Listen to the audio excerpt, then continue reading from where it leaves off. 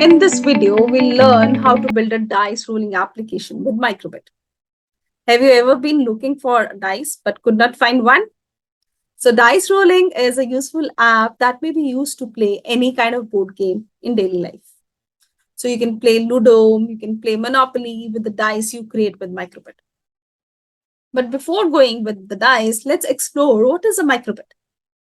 So Microbit is kind of a mini computer through which you can interact with the real world. It's a microcontroller. So microcontroller is basically a mini computer that has a lot of sensors on board. It has LEDs, that is, it has lights, it has a speaker through which you can hear sound also. So basically, it promotes learning STEM concepts along with the programming concepts. So what are the sensors we have on Microbit?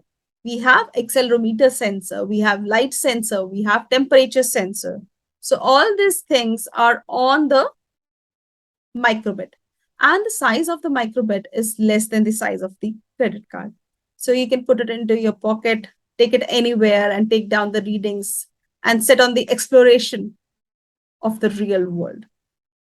Now, for coding the Microbit, we will be using the software called MakeCode.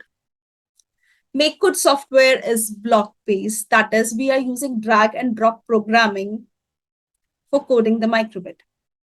The blocks need to be stacked together similarly as we stack the Lego bricks. And the best part is MakeCode is very beginner friendly. Plus, it has the option of coding both in blocks as well as in text. So let's go to MakeCode and explore how to make an electronic dice with Microbit.